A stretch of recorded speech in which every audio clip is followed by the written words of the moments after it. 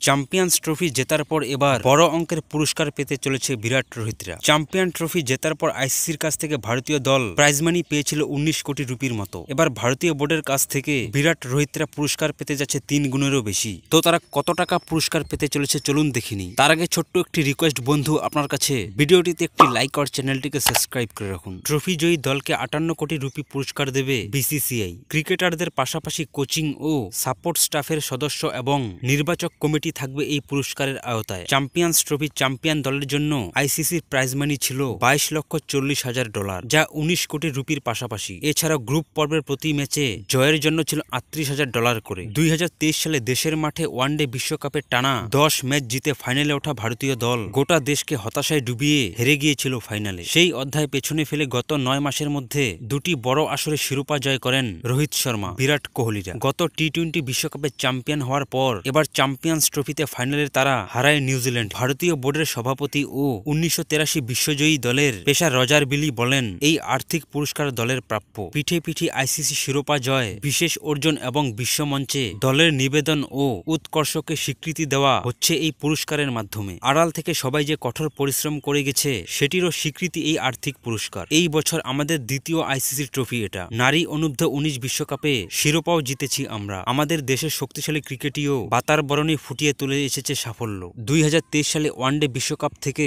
এবারে champions trophy পর্যন্ত ৩টি বড় আইসিসির আসরে ভারতের ধারাবাহিকতা স্রেফ অবিশ্বাস্য। ৩ আসরে ২৪টি পূর্ণ ম্যাচের স্রেফ একটি হেরেছে তারা। ২০২৩ বিশ্বকাপের ফাইনাল, এরপর গত টি-২০ বিশ্বকাপ ও এই চ্যাম্পিয়ন্স ট্রফিতে অপরাজিত চ্যাম্পিয়ন হয়েছে রোহিতের দল।